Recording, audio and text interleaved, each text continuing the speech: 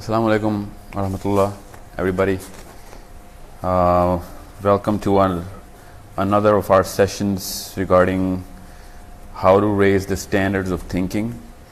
और इस तरह के सेशंस के बाद हमारा जो जेन्युइन क्वेश्चन हर कोई हर वक्त पूछ रहा होता है कि raise the standard of thinking का असल में मतलब क्या है, तो इस तरह के सेशंस बड़ी अच्छी तरीके से, बेहतर तरीके से, बल्कि बेहतरीन तरीके से एक्सप्लेन कर देंगे कि source code as a company carries a very deep level mission कि कोई भी फील्ड हो, किसी भी सतह पे इंसानी इन्वॉल्वमेंट हो, उसकी इर्तिका का मसला हो, उसमें किसी भी दर्जे के ऊपर आपकी सोच का जो मेयार है वो बेहतरीन से कम नहीं होना चाहिए। चाहे आप वो किसी भी प्रोफेशन में कर रहे हैं, दुनिया के लिए कोई बेहतरी करना चाह रहे हैं, अपने लिए बेहतरी करना चाह रहे हैं, अपने घर के लिए या फिर अपने किसी भी इंस्टीट्यूशन के लिए। So at any level you need to be at the highest standard of thought. That's the bare minimum requirement to become a human being. और दुनिया में in our own philosophy of source code, that's why we put this in our purpose statement, that the real problem, the actual source of all problems is the suppression of thought of the human being. जब किसी भी इंसान की सोच की पस्ती के इक़दामात किए जा रहे हों तो उसको फिर वो एक डिस्ट्रक्शन का बायस बनता है, अपने लिए भी, अपने डिपेंडेंट्स के लिए भी। बाप है तो पूरे घर को तबाह करता है, कोई कंपनी का लीडर है तो पूरी कंपनी को तबाह करता होगा, मुल्क का लीडर है तो पूरी कौम को तबाह करता है। और आप सब के सब लोग इस वक्त देख रहे हैं इस बात के असरात। तो why do we put this as a purpose? Because जब तक कि हर बंदा, क्योंकि ये भी एक सोच का मेयार है कि कितने लोग इन्वॉल्व हों इस काम में, तो हायर स्टैंडर्ड ऑफ थॉट के मुताबिक हर बंदे को इन्वॉल्व करना पड़ेगा। और कोई बंदा अपने घर को खाली बचाने की कोशिश कर रहा है तो वो कोई आला मयार की सोच नहीं है उसकी। Everyone has to save everyone. That's the basic duty of every human being. This is why we're doing all of these sessions. जब तक आप अपने अपने बच्चों को, अपने अपने घर को बचाते रहेंगे नियतन, और आपके कोई होराइजन नहीं होगा कि इससे बाहर कुछ करना है, तो फिर किसी और को गलत काम करने के खिलाफ आपको तकलीफ नहीं होनी चाहिए। चाहे वो कोई मुल्क का लीडर है जो अपनी फैमिली के लिए कोई एस्टेब्लिशमेंट कर रहा है मुल्क के पैसों से, या फिर वो यूएन का चेयरमैन है जो एक ख़ास कम्युनिटी और लॉबी को बचा रहा है और पूरी की पूरी दुनिया में उधम मचा के रखा हुआ है उसने, जैसे कि आप काफ़ी सालों से देख रहे हैं फ़लस्तीन के साथ क्या हो रहा है। ये स्टैंडर्ड ऑफ थॉट ही है कि जिसमें एक ख़ास कम्युनिटी के तहफ़्फ़ुज़ात की देखभाल की जाती है और उन्हीं के बारे में इक़दाम किए जाते हैं। उसी को ज़रा छोटा कर दें और बहुत छोटा कर दें तो घर पे ऐसे होता है, हर घर पे ऐसे हो रहा है। हर बच्चे की, हर इंसान की बेसिक तरबियत का बेसिक फ़लसफ़ा यही है माँ बाप की तरफ से कि अपने आप को पहले बचाओ, अपने घर वालों की फ़िक्र करो बस। नाउ इस पूरे के पूरे मिशन के पीछे हमें इसीलिए इस तरह के सेशन हमने इंशाल्लाह छोड़ने नहीं हैं। आपको पिछले सेशन से आपको अंदाज़ा हो गया होगा कि इतना आसान नहीं है ये सेशंस करना हमारे लिए भी, मगर छोड़ना हमने भी नहीं है। आखिरी जब सांस आ रही होगी फिर भी इंशाल्लाह कोई बड़ा काम करने की कोशिश कर रहे होंगे। ये एक बेसिक तहरीक है जो हर एक के अंदर होती है। हमारी कंपनी जो है वो एक ऐसा सबूत देने की कोशिश कर रही है पाकिस्तान में, पाकिस्तानियों को क्या कोई कर सकता है। हमने कोई मेरा कोई 250 IQ नहीं है, ना ही मेरी कंपनी वाले जो हैं आइंस्टाइन हैं, उनके अंदर जज्बा है और सब इकट्ठे हो गए हैं और करना है। हमने जितनी रिसर्च मैंने सोर्स कोड में आने के बाद की है, मेरी जो 8-7 साल की जो मेरी तालीम है for learning human beings, the brain, the physiology and the psychology, वो एक तरफ, और सोर्स कोड में आने के बाद मुझे जो रिसर्च करनी पड़ी वो एक तरफ। Because once you are inside a mission you need to understand you have to start from the highest standard, nothing less. You don't only owe it to yourself, but you owe it to the human beings that are inside your house and inside your country, everywhere that people live. They owe it to you कि आप किसी न किसी मौके पर, हर मौके पर किसी न किसी एफर्ट को अपनी जो है ना वो कोशिश कर रहे हैं कि लोगों की बेहतरी हो सके. So today's session is about the most important area of the human capital. 7 अरब लोग हैं इस वक्त दुनिया में. सबसे ज़्यादा ज़रूरी काम उस 7 अरब इंसानों की बेहतरी के लिए सबसे ज़्यादा इम्पोर्टेंट प्रोफेशन, वो डॉक्टर्स नहीं हैं, वो लीडर्स नहीं हैं, वो इंजीनियर्स नहीं हैं, वो पॉलिटिशियंस नहीं हैं, वो स्पिरिचुअल स्कॉलर्स नहीं हैं, वो रिलीजियस स्कॉलर नहीं हैं. सबसे ज़्यादा बड़ा प्रोफेशन जो है वो है माँ और बाप दोनों मिलकर. अगर वो सिंगल पेरेंट है तो बाप और बड़ी जिम्मेदारी, और अगर वो दोनों मौजूद हैं तो उन दोनों की बराबर की जिम्मेदारी. ये है नंबर 1 प्रोफेशन, इकोनॉमिकली भी, सोशली भी, एंथ्रोपोलॉजिकली भी, स्टेटिस्टिकली भी और थियोलॉजिकली भी. सबसे ज़्यादा ज़रूरी जो जिम्मेदारी दी गई है वो हम लोगों को दी गई है. हम लोगों का मतलब, मैं आज as a father I want to do this session. I'm not going to do this session as a psychologist or a physiologist or a leader of a company or a certain community. No, I'm only going to do this session as a father of children who are living in Pakistan, जो कि बिल्कुल normal उन्हीं हालात में जिसमें आप लोगों के बच्चे हैं. So be very sure कि हमारा मकसद क्या है, आप लोगों को क्लैरिटी होनी चाहिए.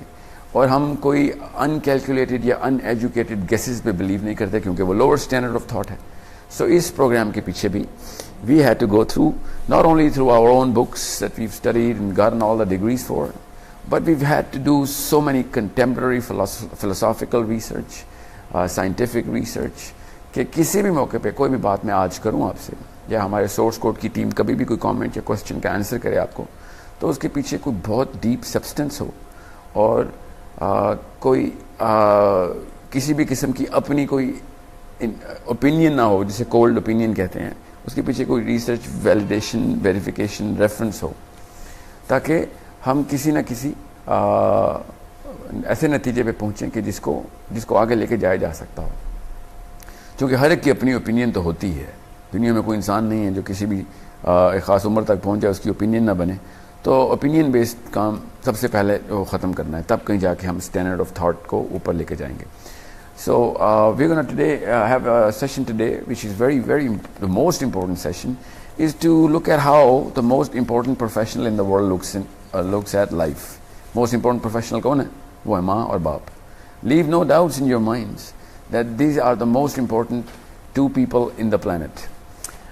इसका मैं स्ट्रक्चर आपको बता दूं ताकि आपको पता चले कि हम किस एंगल से देख रहे हैं इस सेशन को. किसी भी सिस्टम को, मुआशरे को देखना हो आपने, तो उसको इसी तरीके से देखें जैसे आप इस गिलास में पानी को देख रहे हैं. इसको आपने दुरुस्त करना हो, इसके अंदर गंदगी साफ़ करनी हो, तो किसी भी तरीके से आपको पहले ये डिटरमिन करना पड़ेगा कि इसमें पानी है कितना, तो उसका यूनिट निकालना पड़ेगा आपको. तो जिसमें फॉर एग्जांपल 200 मिलीलीटर पानी है, 250 मिलीलीटर पानी है, वो हमें इसलिए पता है क्योंकि हमें इसका यूनिट पता है. अब इसी तरीके से अब अगर आपने सिस्टम को ठीक करना है, सिस्टम को साफ़ करना है, तो हर कोई ब्लेम तो बड़ी आसानी से करता है, सिस्टम ख़राब है और पार्लियामेंट हाउस ख़राब है और पाकिस्तान के हालात ख़राब हैं, दुनिया में ये हालात हो रहे हैं. उसको ठीक करने का मेजर क्या है? सबसे पहले तो उसको साइंटिफिकली देख लें. And sociologically we can determine the unit of a system in a community. The globe itself can be split into those units. और जब तक आपको इसकी मेजरमेंट नहीं पता होगी तब तक आपको अपनी जिम्मेदारी का एहसास नहीं हो सकेगा. That's why we gonna start this session by understanding the current system that is going on, जो आपके और हमारे बच्चों को इस वक्त सराउंड किए हुए. और सिस्टम को मेजर करने के लिए आपको आसानी से यूनिट बता देता हूँ कि जिस कम्युनिटी का आपको के बेहतरी के इक़दाम करने हैं और अपने पर्पस बनाना हो, तो पहले उसका यूनिट मेजर करें. और किसी भी सिस्टम का यूनिट होता है एक हाउस होल्ड. सो पाकिस्तान में जितने भी फैमिली यूनिट्स हैं वो मिला के पाकिस्तान का सिस्टम बनाते हैं. ना पार्लियामेंट हाउस के अंदर बैठा हुआ कोई लीडर बनाता है, ना कोई मोहल्ले का काउंसलर बनाता है, ना ही कोई इसराइल से साजिश होती है हमारे खिलाफ. हम खुद अपने अपने इस क्लास के ज़िम्मेदार हैं. यहूदी साजिश हो या UN की तरफ से कोई 2 नंबरी हो, उसका पाकिस्तान पे इतना इफेक्ट नहीं हो सकता जब तक कि हम इस यूनिट को ठीक रखेंगे. हम उसको ख़राब ना होने दें। तो हमारा यूनिट ऑफ द सिस्टम जो है ना वो एक घराना है। जितने घराने मिल जाएं वो मोहल्ला, इलाका, कम्युनिटी, सिस्टम इस और मुल्क, कौम इसी तरह बनती। सो अगर किसी भी मुल्क में एक फैमिली यूनिट तबाह किया जाए तब कहीं जाके उस कौम की तबाही आती है। किसी भी कौम की बेहतरी करनी हो तो फैमिली यूनिट को बेहतर करना पड़ेगा आपको। This is a sociological definition of a system. ये मेरी ओपिनियन नहीं है, आपके दिमाग खुद इस चीज़ को रजिस्टर करेंगे कि क्या ये आया ये सेंस बनाती है बात के नहीं। कोई एक इंसान सिस्टम का यूनिट नहीं होता। कोई भी एक जो जिसे हम लोगों ने बांट दिया हुआ है ना सिस्टम में कि डिस्ट्रिक्ट या उसकी कोई ज़िला या उसकी तहसील या कोई इलाका, शहर, वो इस तरह यूनिट का सिस्टम का यूनिट नहीं बनते। एक फैमिली यूनिट जो है वो डिटरमिन करती है कि सिस्टम कैसा है। सो फैमिली यूनिट कौन चलाता है? फैमिली यूनिट आप लोग चलाते हैं। So in the big picture it is the mother and the father that determines the health of a system in a country, society, globe. This is how important you guys are. And who is the human capital? Where is the human capital? That is of course the children that we have, the youth that we have, because हम लोगों की जो average life span है उसकी statistically speaking उसका करता धरता जो है वो हमारा future जो संभालेगा वो हमारा youth है। So you have to understand the most critical factor of this family unit is the child of the unit. और उसको ठीक करने के लिए हमने सबसे वीक एंटिटी जो है ना उसको जिम्मेदार ठहरा दिया हुआ है। किसी भी सिस्टम में आजकल माँ की और बाप की as a conscious human being through a certain science training नहीं होती। पाकिस्तान की जो स्टेटिस्टिक्स हमारे पास हैं, थ्रू रेफरेंस मैं आपको बता रहा हूँ, more than 60% of Pakistani mothers are between the age of 16 and 21. You have to understand, this is very crucial.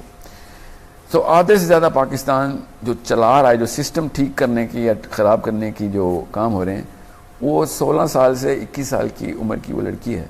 और यकीनन राउंड अबाउट इतनी ही एज है 21 और 25 के बीच में उसके शौहर की। तो ये दो मियाँ बीवी मिलके पाकिस्तान को या तो लेफ्ट ले जाएंगे या राइट ले जाएंगे। सो क्या उनकी कोई ट्रेनिंग होती है कि वो अपने जो घर के जो बच्चे हैं उनकी परवरिश कैसे करेंगे? उनकी ना सिर्फ कोई फॉर्मल ट्रेनिंग नहीं होती बल्कि उनकी इनफॉर्मल ट्रेनिंग भी नहीं होती। उनको किसी भी तरीके से कोई सिस्टमैटिक अप्रोच के थ्रू नहीं बताया जाता। इफ़ एनीथिंग हमारे पढ़े लिखे घरानों में भी माँ को एज अ मदर ट्रेनिंग नहीं मिलती। बच्चा होने से पहले, शादी होने से पहले, ना ही बाप को, बंदे को, लड़के को ट्रेनिंग मिलती है कि अपने शादी के बाद आपके बच्चों की परवरिश कैसे करनी है। वो रेप्लिकेट करता है अपनी यादाश्त से कि मेरे माँ बाप क्या करते थे, और वो चूँकि बहुत थोड़ा सा हाफजा होता है उसका, तो वो क्या करता है, वो फिर अपने पीयर्स को देखता है कि वो क्या कर रहे हैं, फिर वो देखता है टीवी पे क्या चल रहा है, और इस तरीके से वो एक ट्रायल एंड एरर मेथड के साथ अपने बच्चों की परवरिश करता है। So what's going on? The most defected model of training the human capital हो रहा है, और हम फिर ज़्यादा से ज़्यादा जिम्मा ठहराते हैं स्कूल्स को, और स्कूल के ऊपर सिर्फ 7 घंटे लेता है बच्चा, वो भी इफेक्टिव आवर्स 4 से 5 हैं। बाकी का सारा दारोमदार वो माँ बाप के ऊपर ही छोड़ते हैं। और स्कूल को हमेशा पार्ट टाइम टीचिंग इंस्टीट्यूट की हैसियत दिया कीजिए। School is a part time teaching institute for this human capital, and house is a full time training institute. A house unit, a house hold, single unit जो है ना माशरे का, वो यूनिट हाउस होल्ड है। That house hold is a full time training institute, and school is a part time teaching institute. अब कौन जिम्मेदार है फिर माशरे के ख़राब होने का? The full time training institute या फिर वो पार्ट टाइम टीचिंग इंस्टीट्यूट? मैं स्कूल की भी स्टेटिस्टिक्स हैं मेरे पास, हम तो स्कूल्स की प्रोग्रामिंग बड़ी डिटेल कर रहे हैं, उसका भी बड़ा एक अमल दखल है, मगर उसका इतना अमल दखल नहीं है कि हम स्कूल्स और एजुकेशन सिस्टम के ऊपर पूरी इल्ज़ाम की जो है ना द बर्डन ऑफ प्रूफ उनके ऊपर डाल दें, burden of this destruction. So you have to understand, if you are not being trained to become a mother or a father, then do not eight any level think के वो दर्जात और वो benefits और वो फल मिलेंगे आपको। आप इन the big picture, in the bigger canvas, मैं ज़्यादा डिटेल और फिलॉसफी एंड थियोलॉजी में नहीं जा रहा, ना ही एंथ्रोपोलॉजी में जा रहा हूँ। I am just giving you a very high and map, ताकि इस आम बंदे को समझ आ जाए बात कि जब तक एक पाकिस्तानी लड़की की और पाकिस्तानी लड़के की पेरेंटल ट्रेनिंग नहीं होगी, प्रॉपर साइंटिफिक ट्रेनिंग नहीं होगी, तब तक उसकी शादी मत करें। इस वक्त पाकिस्तान का जो कल्चर है ना, वो पाकिस्तान में चल ये रहा है कि शादी का मतलब क्या है? शादी का मतलब है कि कितने बंदे आएंगे शादी पे, उसकी तैयारी क्या करनी है, लड़की का जहेज कितना होना चाहिए, उसकी तैयारी क्या की भी हमने। ये एक दफा भी किसी भी जगह पे पाकिस्तान में लेस देन 1% हो, क्योंकि हमारे ट्रैकर्स में तो नहीं आया है, क्योंकि हम बहुत एक्सपेरिमेंट्स कर रहे हैं इसके, कि माँ बाप अपने बच्चों को शादी की प्रिपरेशन में ट्रेनिंग दें कि बच्चे होने के पहले 5 साल तुमने क्या करना है, उसके लिए अभी तुम्हारे लिए क्या टूल किट है, अगले 5 साल क्या करना है। कोई भी नहीं कर रहा, बस आंखें बंद किए हुए और जहेज की तैयारियां कर रहे हैं। और आंखें बंद करने के बजाय आंखें खोलते हैं तो वो किसी ऐसी चीज़ की तैयारी कर रहे होते हैं कि जिसका अभी बच्चों से कोई ताल्लुक नहीं। फॉर एग्जांपल बरादरी में किस तरीके से क्या चीज़ ज़रूरी है तो वो करनी है हमने बच्ची के लिए। शादी के लिए सबसे बड़ा जो जहेज है ना किसी भी बच्ची को देना, वो उसकी पोस्ट मैरिज जो सिनेरियो पिछले अगले 5 साल में आने हैं, 10 साल में आने, उसकी ट्रेनिंग है। और हम क्या सिखाते हैं बच्ची को, बड़ी कोई सुघड़ किस्म की अम्मा है, वो सिखाती है कि बच्ची को मैंने कुकिंग सिखा दी है। सो उसका अभी तक जो अपर्चर है ना, वो जो कैमरा की जो लेंस है उसका फोकस, वो अभी तक सास और मियाँ ही चल रहा है। उस बेचारी को तो पता ही नहीं है कि बच्चे के साथ मैंने क्या करना है। सो इसीलिए आप इतने सारे मामलात में खराबी देखेंगे। और मैं आज थोड़ी सी साइंस बताऊंगा, ज़्यादा वक्त नहीं होता हमारे पास, मगर जो चीज़ मैं आपको बताऊंगा उसके बाद आप के तमाम तर सिस्टम तबाह हो जाने चाहिए। क्योंकि scientifically speaking, religiously speaking and scientifically speaking,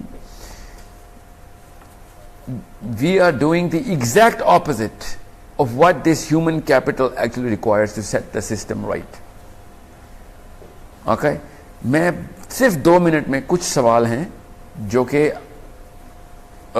toddler level के, इन्फेंसी के जो हैं, वो कुछ क्वेश्चन आए हुए वो मैं आंसर कर दूंगा क्योंकि वो बहुत ज़रूरी है। मगर सबसे पहले मैं जो चीज़ का आंसर कर रहा हूँ वो सवाल है मिस शाइस्ता जमान का कि what is the actual science of bringing up great human beings as a mother, as a father, what is the science we need to know? इस सवाल का जवाब मैं दे रहा हूँ आपको, और इसी सवाल का जवाब मैं जारी रखूंगा till the end, और बाकी के सवाल भी हम लेते रहेंगे to put the specificity inside. So जो Miss Shaista, the science is very simple. I'm going to explain to you. There are 3 stages जो कि एक ह्यूमन बीइंग की डेवलपमेंट में बड़ी क्लियर दिमाग की चेंजेस नज़र आती हैं हमें। If you study the human brain from infancy till the certain age of 18 to 20, you will see that the human brain actually starts to change, adds new compartments, उसके हिस्से नए बन रहे होते हैं, और कुछ ऐसे हिस्से जिनके फंक्शन हमें पूरी तरीके से पता हैं, और उसको डिवाइन कुरानिक फिलॉसफी के थ्रू वैलिडेट किया गया है कि भाई अल्लाह ताला ने भी कब किस एज में क्या हुक्म दिया था बच्चे के लिए, इंसान के लिए, तो वो किस एज तक रखा गया, और अल्लाह ताला के डिवाइन फिलॉसफी के आगे सारी साइंस कुर्बान।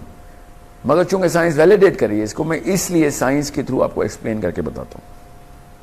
सो वो 3 स्टेजेस क्या हैं वो आप ध्यान से सुनिए, उसी में आपकी इन्फेंसी भी कवर होगी। That is the first stage of a human brain, human being is the nursing stage. That stage for mother and father should, बड़े गौर से सुनिए, कि 7 साल तक आपने बच्चे को नर्स करना है। ओके? उसके गर्मी सर्दी, उसकी खुराक का इंतज़ाम, ये आपका, और उसके किसी भी किस्म का डिसिप्लिन नहीं करना आपने। नर्स मरीज को जिस तरीके से ट्रीट करती है उसकी मर्जी से सारा कुछ काम करती है, और कोई ऐसी चीज़ नहीं होने देती जो कि मरीज की अपने सिस्टम को ख़राब कर सके, जो उसकी अपनी हालत है उसको ख़राब ना हो जाए, उसको फैसिलिटेट करती है उसकी फिजियोलॉजी को। वो आपका काम है as a mother and as a father. हमने समझा हुआ है कि बच्चे को डिसिप्लिन करने की एज है, बच्चे को डिसिप्लिन नहीं कर सकते आप ना रिलीजियसली ना scientifically. From the age of 1 year to the age of 7-8 7-8 साल तक बच्चे को आपने हाथ नहीं लगाना, बच्चे को बीमार की तरह ट्रीट करना आपने, और लिटरली बीमार की तरह ट्रीट करना है। हो ये रहा है कि मोहम्मद अली जिन्ना और मंडेला और ये ग्रेट पीपल जो कि गुजरे हैं ना, basically exception to the system है। अल्लाह ताला ने ये फिलॉसफी ध्यान से समझ लीजिए, अल्लाह ताला की तरफ से एक इंसान जब ज़मीन में आता है, इस दुनिया में आता है, तो उसमें कोई कमी कोताही नहीं होती। He is suppose to do the greatest possible things for the planet and the universe. अगर हम उसको खुला छोड़ देना, कुछ भी ना करें, तो वो काफ़ी हद तक ऑर्गेनिकली ग्रेट हो जाएगा। It is us as parents who do nothing but stop that greatness. ये आसान सा आपको मेजरमेंट सिस्टम बता दिया मैंने, आपको पर्सपेक्टिव चेंज कर दूं। माँ बाप ग्रेटनेस इस वक्त खत्म करने की मशीन है, ग्रेटनेस डालने की मशीन नहीं है। अल्लाह ताला ने वो क्रिएटिव जो ग्रेटनेस है वो क्रिएट करके भेज दी हुई है, अब उसको फैसिलिटेट करना माँ बाप का काम है। कुछ भी आप उसको डाल देते हैं, उसकी प्रेशर मैकेनिज्म ऑन कर देते हैं, फिर उसकी इधर से उधर पहुंचा देते हैं, उसको अपने एक ओपिनियन बेस्ड जो सीखा वैसे ही सिखाएंगे बेस के ऊपर, फिलॉसफी के बेस के ऊपर, और वो बच्चा फिर पैदाइशी पोटेंशियल का जो होता है उसको सप्रेस करते हैं स्टेज 1 पे, फिर स्टेज 2 पे, फिर 3 पे ले जाते हैं। फिर उसने वही बनना है जो कर रहे हैं पाकिस्तानी इस वक्त, सारी दुनिया पूरी कर रही है, जो कि जैसे चलता आया वैसे ही चलते जाएंगे हम। क्यों? क्योंकि रास्ते में जो सबसे ज़्यादा ज़रूरी काम करना था माँ बाप ने वो नहीं किया, और उसके खिलाफ सारे के सारी साजिश की, और उसको वैसा बनाने की कोशिश की जैसा कि वो टीवी पे देखते हैं या अपने मोहल्ले में देखते हैं, wherever your heroes come from. So it is the parents who can facilitate greatness, not create greatness. अल्लाह ताला ने greatness create कर दी है हर इंसान की। अगर एक पेरेंट को वो साइंस पता चल जाए तो फिर हर घर से जिना और मंडेला पैदा हो सकता है, हर घर से ग्रेटनेस निकल सकती है, और काफ़ी सारे घरों की ज़रूरत नहीं रहेगी। फिर एक दो ये दौर चल पड़े तो 10-20% लोग भी बाकी के माशरे को एक मोमेंटम क्रिएट करके देंगे, उसके बाद ऐसे ही होगा। अब वो साइंस क्या है, ध्यान से सुनिएगा। First day till the 7th year of a child's life, a parent can and should not do nothing but nursing. आप एज अ नर्स ट्रीट करेंगे अपने बच्चों को, उसको कोई थप्पड़ नहीं रसीद करेंगे जब वो गलत काम कर रहा है। जब उस बच्चे को आप एक माहौल ही ऐसा देंगे जिसमें उसकी रिपरकशंस कंट्रोल में हैं, फॉर एग्जाम्पल उसको कोई ऐसे औजार नहीं दिए गए जैसे दूसरे बच्चे को कत्ल कर दे, तो फिर आपको उसको डिसिप्लिन करने की ज़रूरत नहीं है। आपने पहले 7 साल तक उस बच्चे की नशोनुमा का ख्याल करना है। मैं आपको इन्फेंसी से बता देता हूँ कि इन्फेंसी में आपने क्या करना है। 1.5 साल तक बच्चे की जो स्टेज होती है ना, scientifically 3 stages of the brain actually grow into 2 साल तक सेंट्रल ब्रेन क्रिएट होता है जब वो 3 से 6 महीने का होता है। फिर उसका नियोकॉर्टेक्स डेवलपमेंट शुरू होती है जब वो खुद चलना क्रॉल करना शुरू करता है, उसके पॉन्स डेवलप होना शुरू होते हैं, न्यूरो सेंटर्स पूरा का पूरा लाइन हो रहा होता है, उसके न्यूरोनल फाइबर्स क्रिएट हो रहे होते हैं।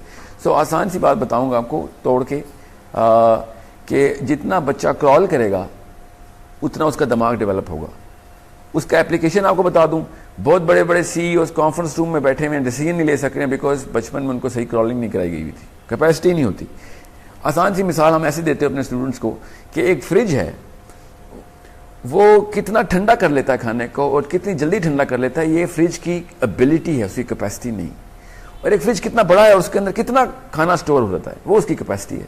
तो ये जो पहला 2 साल है ना बच्चे के, ये उसकी कैपेसिटी डेवलपमेंट के साल है। उसमें आप बच्चे को क्रॉल करवाएं। Scientifically speaking 400 yards every single day बच्चे को क्रॉल करना जरूरी है, मगर हम उसको 500 स्वेटर पहनाते हैं बच्चे को। ओवर एस्किमो का बच्चा बनाया होता हमने। पाकिस्तान की लाहौर की सर्दी बर्दाश्त नहीं होती माँ को कि वो बच्चा मेरा निमोनिया हो जाएगा।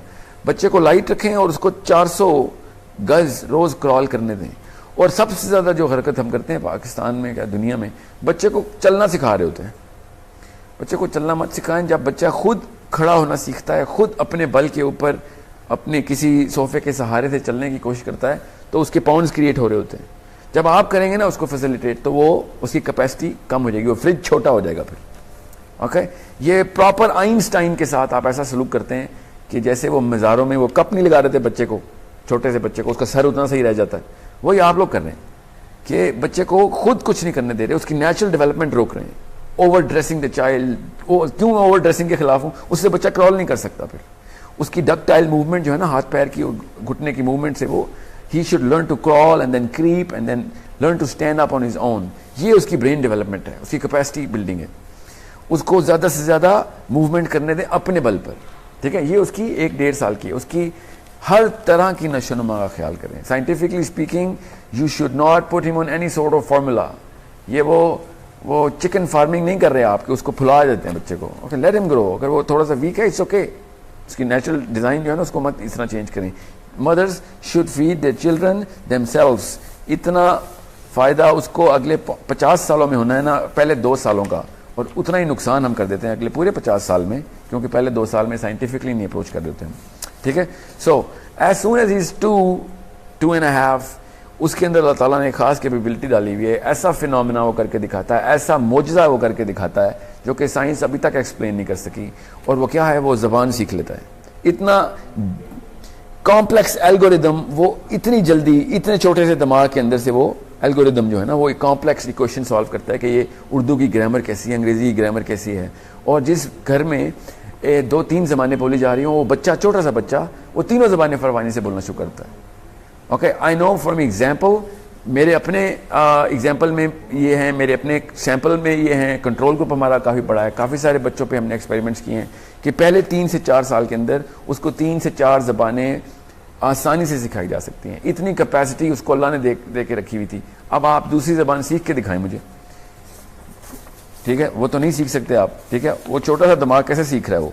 इसका मतलब है ग्रेटनेस अल्लाह ताला ने इनेट कर दी हुई थी, हम उसको बस स्क्रू टाइट करते रहते हैं कि छोटा कर, इसको और छोटा कर, ठीक है। So Shaista, 1st and 7th year nursing only.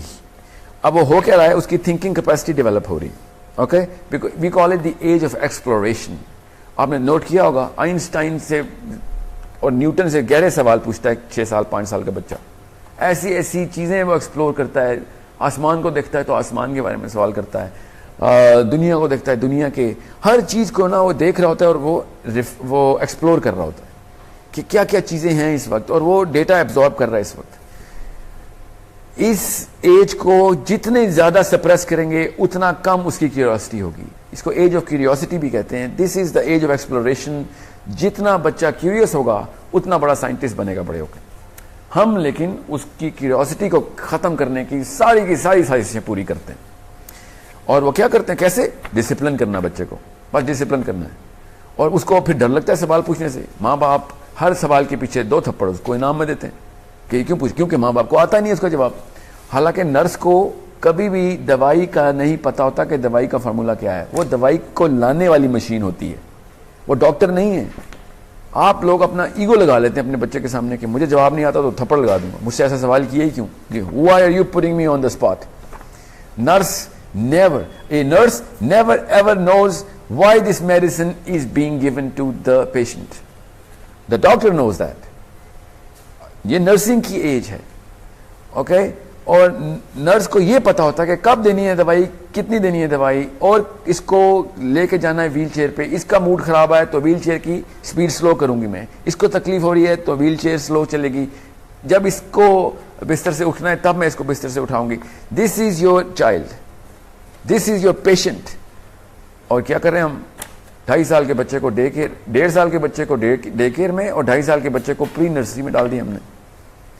Shame on all of you guys, shame on the parents. Scientifically गुनाह तो किया ही किया आपने, रिलीजियस गुनाह भी किया, और as a mother you are the biggest criminal on the planet, because आपने उस बच्चे को उसकी कैपेसिटी के खिलाफ ऐसी जगह पे डाला कि जहां पे उसने बेचारे ने जो कुछ भी उसकी कैपेसिटी डेवलप होनी थी उसको सबसे बड़े सप्रेसर्स में डाल दिया गया। क्लासरूम में बंद करो, इसको इतने बजे यहां पे आना है, इतने बजे वहां पे आना है, और एक मैकेनिकल रोबोटिक लाइफ में उसको डाल दिया गया।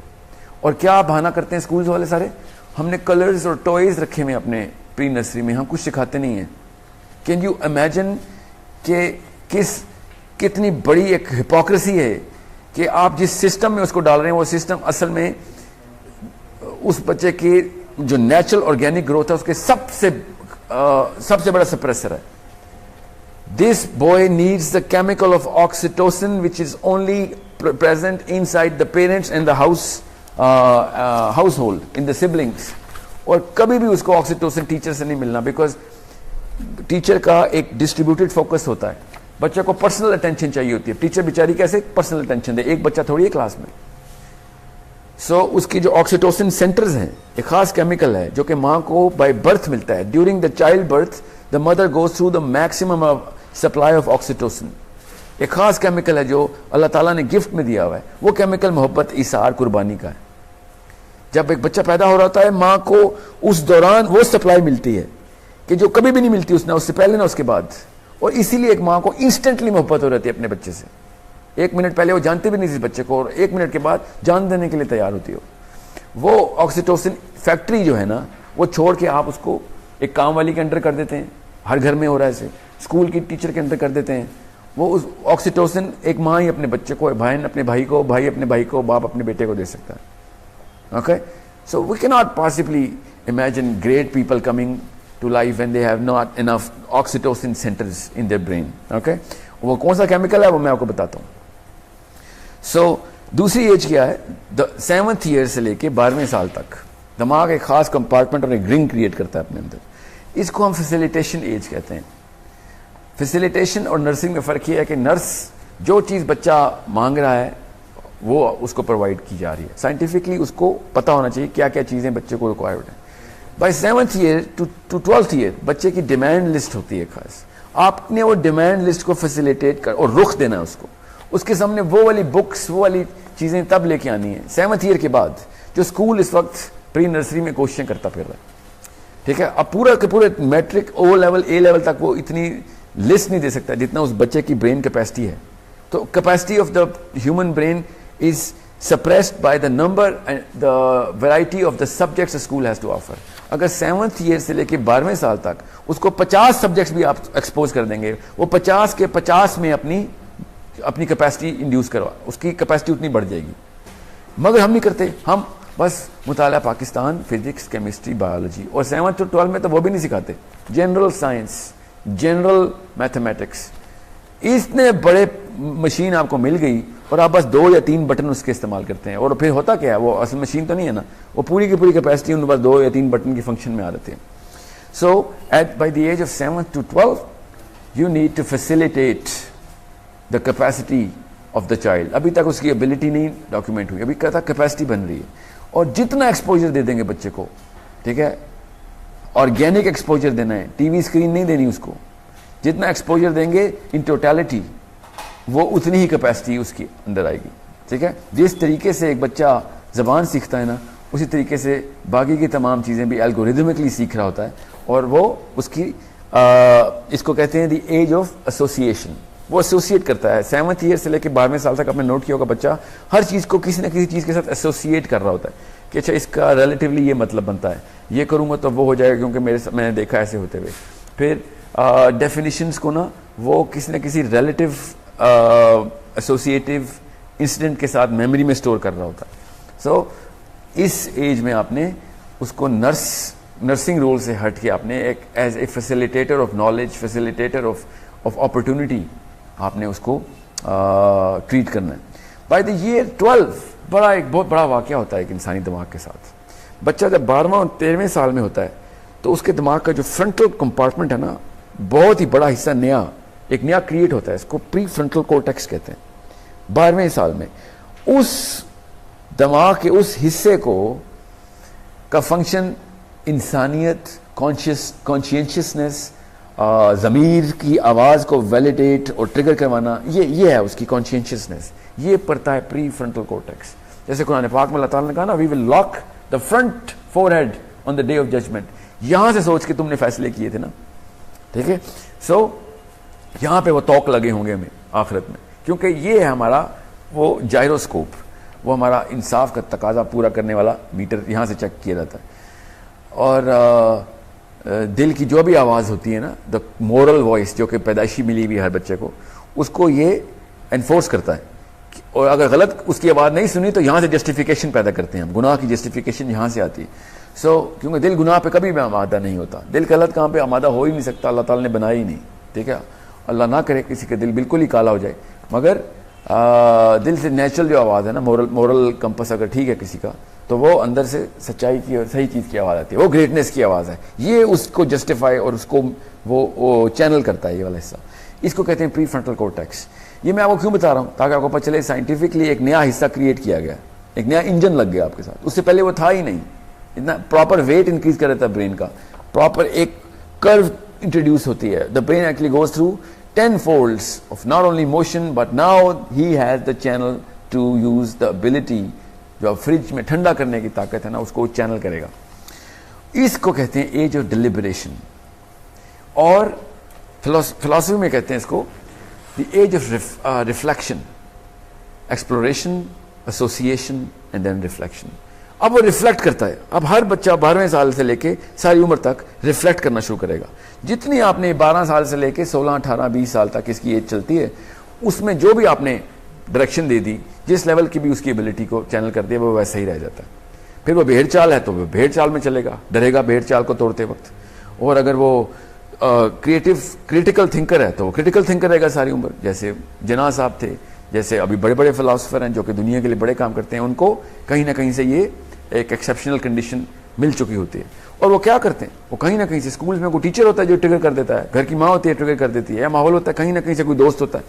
अब आपके बच्चे के साथ ऐसा तुक्का लग जाए, उसके चांसेस बड़े कम है, मगर फिर तुक्के को इंतजार में बैठे, या फिर माँ बाप पूरी की पूरी जिम्मेदारी से अपना ये काम निभाएं। और इसको एज ऑफ डिलिबरेशन रिफ्लेक्शन क्यों कहते हैं? बिकॉज माँ बाप का काम क्या है इस एज में जितनी भी उसको जो अपॉर्चुनिटी दी थी, आपने सब्जेक्ट्स इंट्रोड्यूस कराए थे, फील्ड्स इंट्रोड्यूस कराई थी, उन सब को डिलिबरेट कैसे करना है आपने, इसको एक्सप्लेन कैसे करेंगे आप। और अगर as mother and as father आपको नहीं आते तो you will get him great teachers कि इसको एक्सप्लेन करके बताएं इसको। ये इसको एज ऑफ आर्ग्यूमेंट कहते हैं। इसमें वो बच्चा पूरी तरीके से आर्ग्यूमेंट करता है आपसे। और आजकल के वो थके हुए साइंटिस्ट कहते हैं कि वो टीनेजर का एक खास सिंड्रोम है। हालांकि इस वक्त ब्रेन आर्ग्यूमेंट कर रहा है, ऐसा क्यों हो रहा है, मैं ऐसा क्यों करूं, इससे क्या फायदा होगा।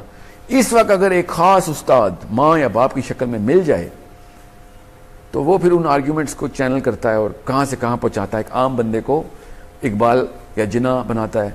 और किस तरीके से एक इंसान इंसानियत की सतह के ऊपर अपने आप को तकवीयत देता है और फिर अपनी सोच के मेयार को ऊपर लेके जाता है, या फिर आप सोच को पूरी तरह से प्रेस कर दें। इसीलिए आपको as a mother, as a father, आपको पता होना चाहिए कि these 3 ages are the ages that you have to scientifically review. Make sure माँ या बाप बनना दुनिया का सबसे जरूरी काम है, दुनिया का, कायनात का सबसे जरूरी काम है, इंसानी माँ या इंसानी बाप बनना है। और सबसे कम एफर्ट इसके ऊपर ली जाती है to train our people on these 3 certain identifiably different stages.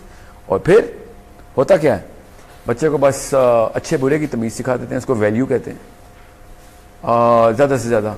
और अच्छे और बुरे की तमीज़ तो कभी भी नहीं किसी ने सिखाई, ना दीन ने सिखाई हमें, ना साइंस को पता है अच्छा बुरा क्या होता है। मगर हमें कहीं से पता चल गया, क्योंकि लोगों को अच्छा लगता है, हम भी अच्छा कर देते हैं। दीन भी हमारा कहता है सही और गलत की तमीज़ में आओ, और सही और गलत सोच की ख़ास ब्रेन के सेंटर का एक मेजरमेंट है, उसका एक कैसे कहते हैं ना यूनिट है। अच्छा तो किसी भी चीज़ को आपको अच्छी लगती है चीज़, वो मुझे नहीं अच्छी लग सकती, जो बुरी लगती है आपको वो मुझे क्या पता मुझे अच्छी लगती है। मगर जो चीज़ सही है वो सही है, वो गलत है वो गलत है। वो कैसे पता चलता है? जब ब्रेन को प्रॉपर चैनल किया जाता है, डिलिबरेट किया जाता है, पहले नर्स किया जाता है, फिर फैसिलिटेट किया जाता है, फिर डिलिबरेट किया जाता है। That's why that's how greatness is created inside human beings. और एक दफ़ा आपने ये 12 साल की ट्रेनिंग दे दी ना बच्चे को, तो फिर वो बच्चा खुद अपने बलबूते पर, अल्लाह ताला की मदद के साथ अपने बलबूते पर अपने तमाम तर काम सही तरीके से कर लेगा। वरना होता क्या, 20-20 साल के, 22-22 साल के, साइंटिफिकली एज 22 साल का मतलब अब he is a functioning affective member of the system. ठीक है, उसका जो साइंटिफिक जो पैराबल है, तो हम उसको क्या कहते हैं, 20 साल का बच्चा है मेरा, अभी 22 साल का बच्चा है।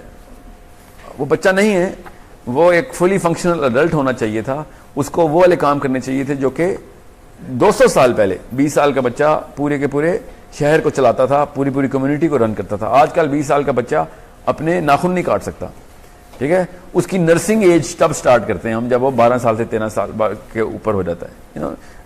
बहुत ही एक अजीबोगरीब किस्म का, म्यूटेटेड किस्म का सिस्टम किया हुआ है। या तो डिसिप्लिन करना शुरू करते हैं तो बच्चे को मारना शुरू कर देते हैं, जिसको समझ नहीं आ सकती मार का मतलब क्या है, ठीक है, और उसके ब्रेन को सप्रेस कर देते हैं। या फिर जब डिसिप्लिन करना होता है, जब 12 साल 16 साल 18 साल में जब डिलिबरेट कर रहे हैं ना, उसको डिसिप्लिन भी करते हैं कि किसकी रिपरकशंस क्या हैं, तो वहां पे आप उसको खुली ढील दे देते हैं।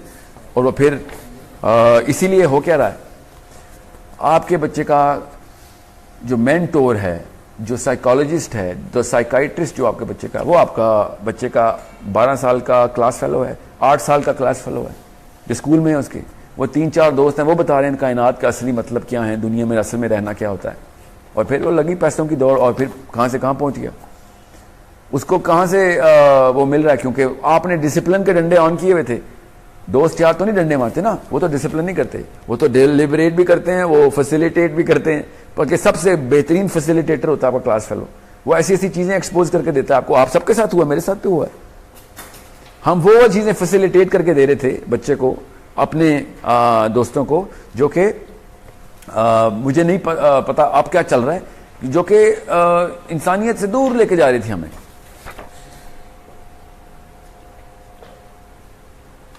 जी हाँ, मेरा माइक चल रहा है, बिल्कुल ठीक है। सो अब मैं ना डायरेक्टली ये 3 सवालों के जवाब मैंने दे दिए अब, क्योंकि बहुत ज़रूरी सवाल थे और ये बेसिक पर्पस आज के सेशन का। What is the science of looking at the human being, what is to make them great. As I told you, every child is born for greatness, is born great and will remain great unless you stop it. और ऐसे तुक्के मार रहे होते हैं माँ बाप। आज नई आर्टिकल पढ़ा और वो टीका लगा दिया अपने बच्चे को, वहां से नया टीवी का प्रोग्राम देखा, टीका लगा दिया अपने बच्चे को। Make sure you have a structured approach. You are the most important human being in the planet. If you are a mother, because important, not effective, okay, important. अगर आपने गलत काम कर दिया तो वो बच्चा सारी उम्र के लिए तबाह हो गया, और अगर मैं ठीक काम कर दिया तो वो बच्चा सारी उम्र और पूरी कम्युनिटी के लिए ठीक हो गया। अब मैं आपसे एक एक करके क्वेश्चन लेता हूं, क्योंकि बहुत सारे क्वेश्चन आ गए हैं।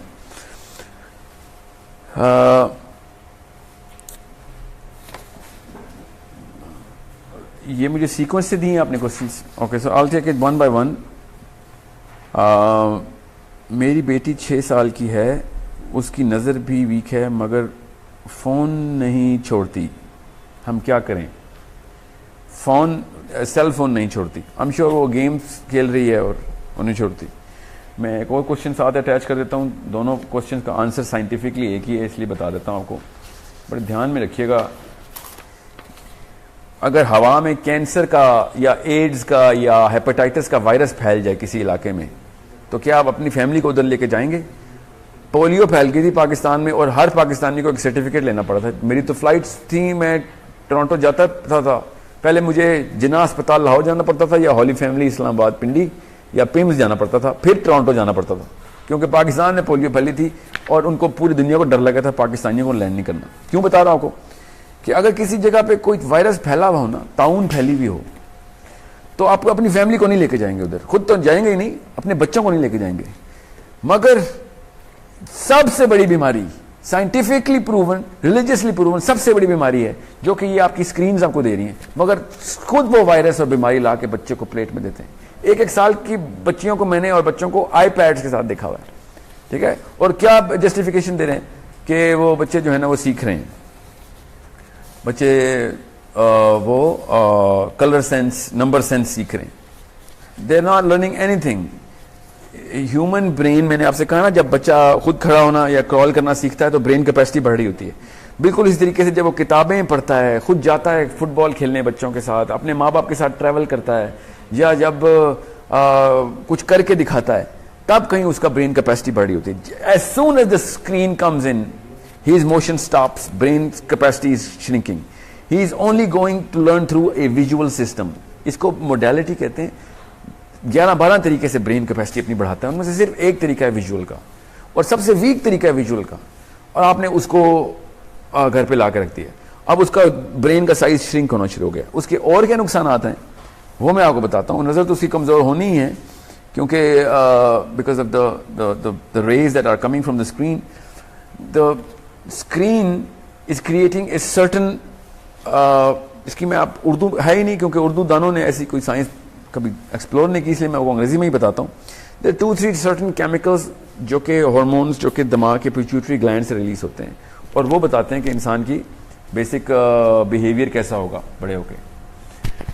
सो जो प्राइमरी केमिकल हमने स्क्रीन्स के थ्रू दे दिया ना, उस केमिकल का नाम है डोपामीन। और डोपामीन का कोई ताल्लुक नहीं ना इंसानियत से, ना उसकी किसी भी किस्म की बका से, ना लोगों के लिए कोई काम करने की कोई ख्वाहिश पैदा हो। क्योंकि जब आप लोगों के लिए कोई काम करना चाहते हैं तो आपका ब्रेन जो है ना उस वक्त ऑक्सीटोसिन सेंटर्स ओपन होते हैं, ठीक है, क्योंकि वो chemical of care and sacrifice and giving का केमिकल है वो। Dopamine is a chemical of receiving.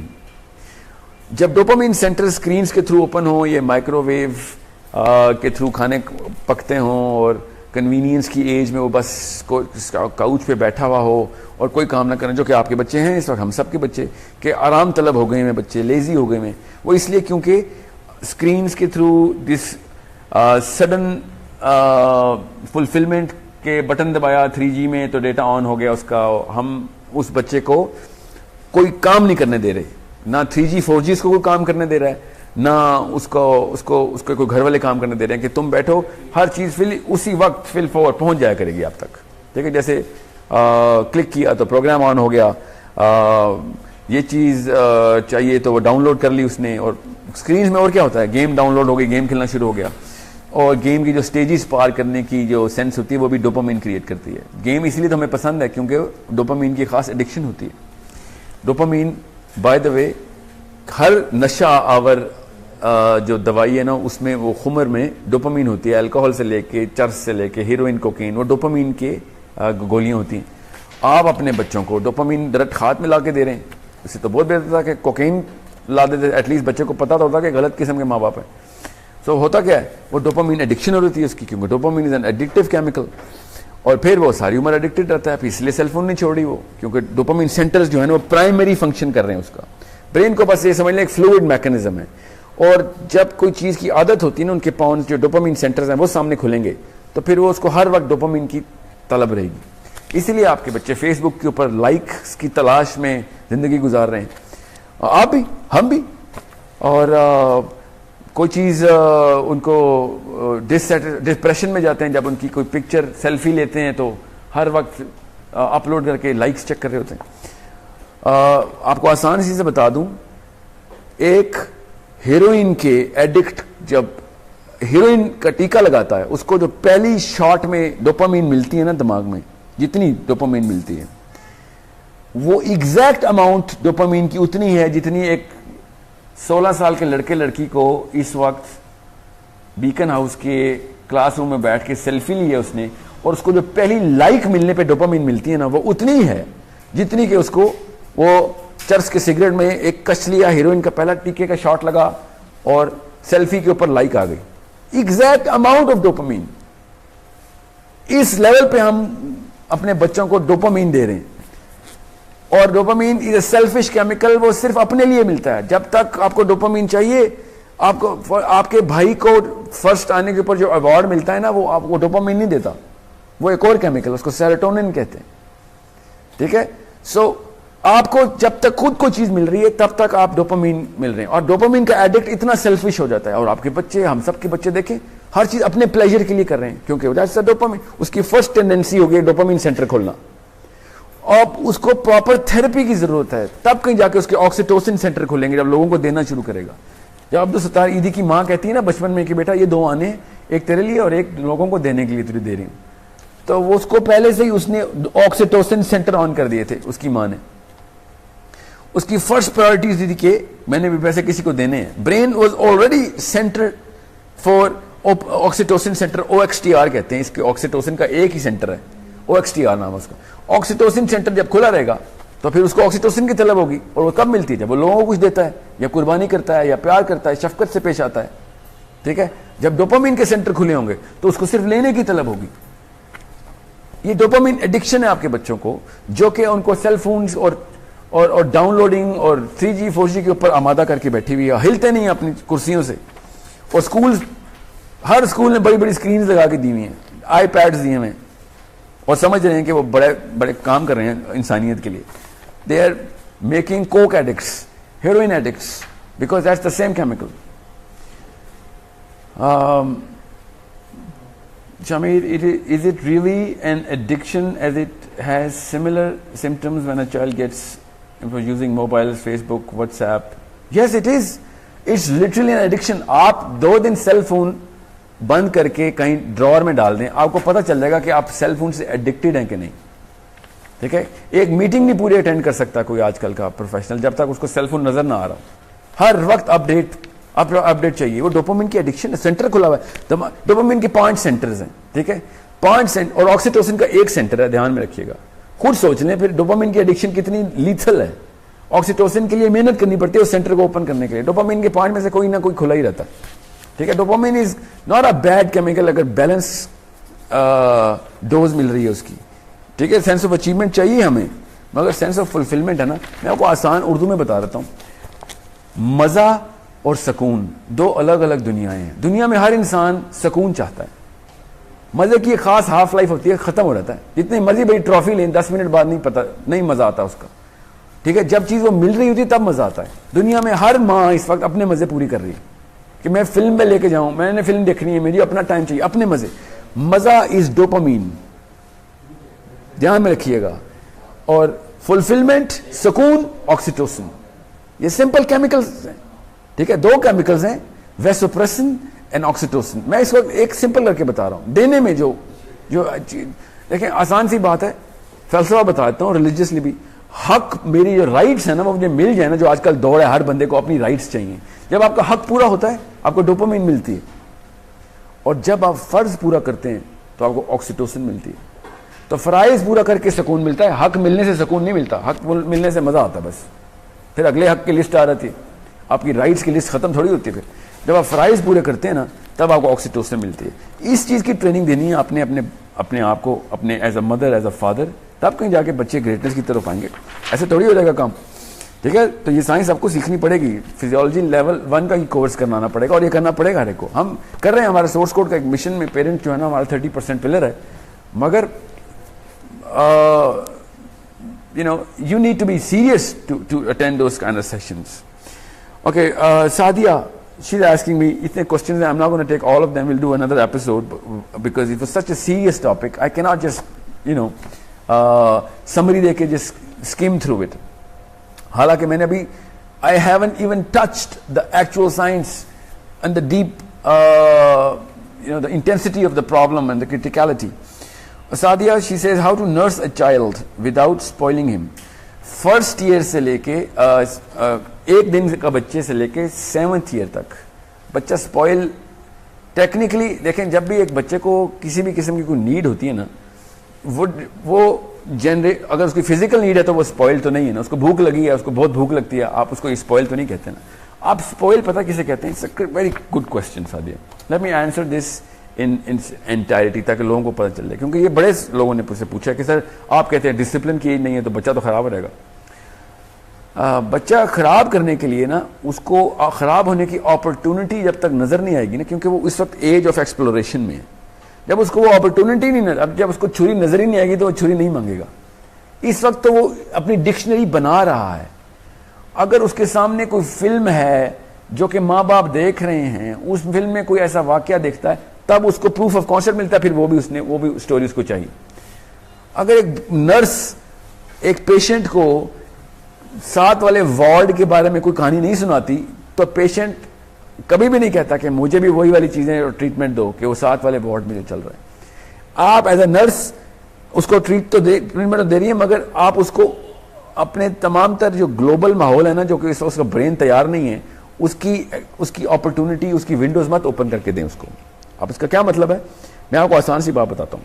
ये जो स्क्रीन है ना, ये जो सेल फोन, इंटरनेट की और टेलीविजन की जो स्क्रीन है, इसको आसानी से बात बताता हूँ, क्योंकि मैं उस फील्ड में रहा हूँ as a professional. I was heading the strategy for the biggest telecom in Pakistan, so I know कि जो एडवर्टाइजमेंट एजेंट्स इंडस्ट्री है ना, द एडवर्टाइजमेंट इंडस्ट्री,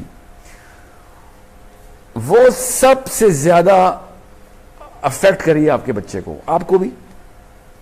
और वो ऑक्सीटोसिन सेंटर्स बंद करके डोपामिन सेंटर्स खोल रही है। टीवी की किसी भी दिन की नशरियात आप देख लें, 80% नशरियात जो है ना, मैं आपको कीवर्ड्स बता देता हूं। जब एडवर्टाइजमेंट इंडस्ट्री पता कैसे देखती है अपने टीवी के, एक टीवी चैनल जो है वो कैसे चलता है, एडवर्टाइजमेंट से चलता है, उसके अलावा तो नहीं चलता। प्रोग्राम और ड्रामे चला के नहीं चलता टीवी, वो पैसे बनाता है एड्स लेके।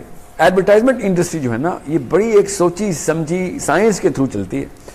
और उनको 60s 30s 40s में पता चल गया था कि हमारा जो मेन कंज्यूमर है ना, इतनी तादाद में बच्चे, वो चूंकि डिसीजन मेकर नहीं है, तो उनको कैसे इन्फ्लुएंस किया जाए। और ये पुराना वाकया बता रहा हूं, आप तो परफेक्ट कर लिया ना उन्होंने कहानी को। तो उन्होंने क्या किया कि उन्होंने ऐसे एंटाइसमेंट प्रोग्रामिंग शुरू की बच्चों की, कि बच्चों को एक रेगुलर ह्यूमन बीइंग से एक नैगिंग ह्यूमन बीइंग बनाया जाए। इसको लफ्ज भी नैगिंग ही निकाला उन्होंने, how to create nagging inside a child. और जब उनको पता था पैसे तो मां और बाप के पास है ना,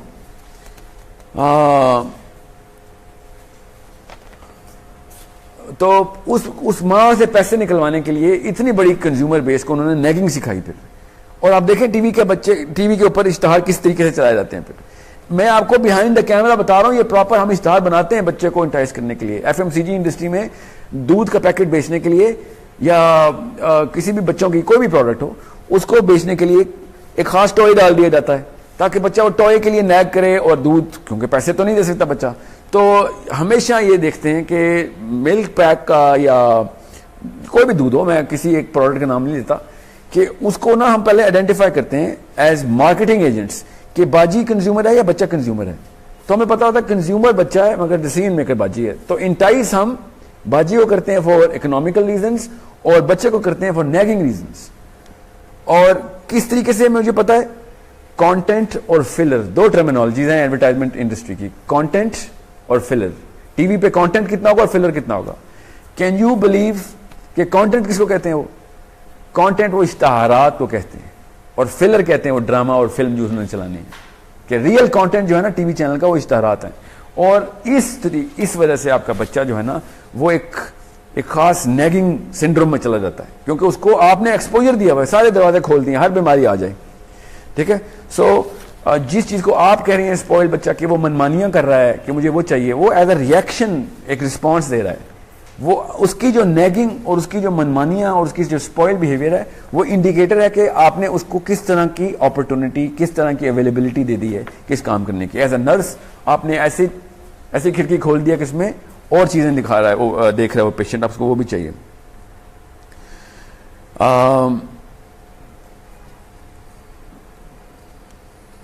Okay, there's so many questions. Hamna Bilal, is feeding a child almonds? जी हाँ, हर चीज़ खिलाएं बच्चे को। देखें, मैं nutrition, I do not know the nutritional value of every food element. I do not know that science. You'll have to see. But ये याद रखिएगा कि जो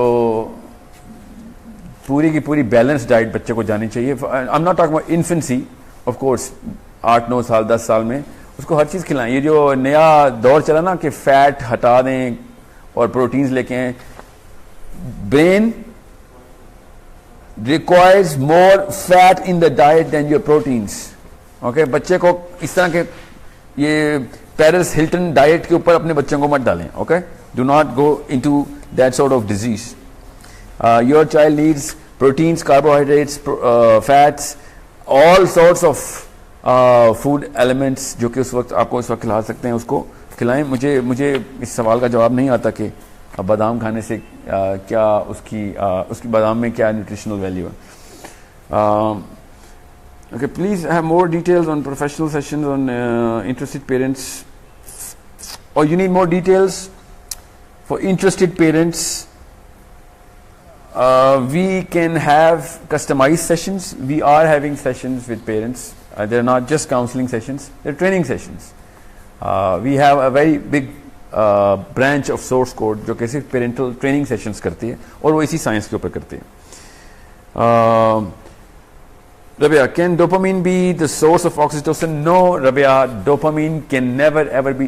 One chemical is not the source of other chemical. इसके centres ही अलग हैं. ये समझ लें कि जो चीज़ मैंने दाएं हाथ से उठाई है वो मैं बाएं हाथ से नहीं उठा रहा क्योंकि मैंने उठा लिया वो. ओके, सेंटर जब लॉक एंड की प्रिंसिपल कहते हैं इसको साइंस में कि जिस चीज़ की चाबी है और जिस ताले की उसी ताले को खोलेगी. जब ऑक्सीटोसिन का OXTR सेंटर खोलेगा तो ऑक्सीटोसिन रिसीव होगी उसमें.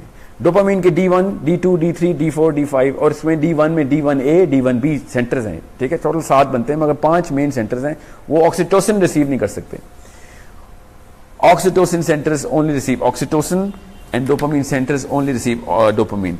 ये जो अपने मजे पूरे करने की जो हमें पूरी की पूरी ख्वाहिश है ना, as a mother, as a father, I need my own time as well.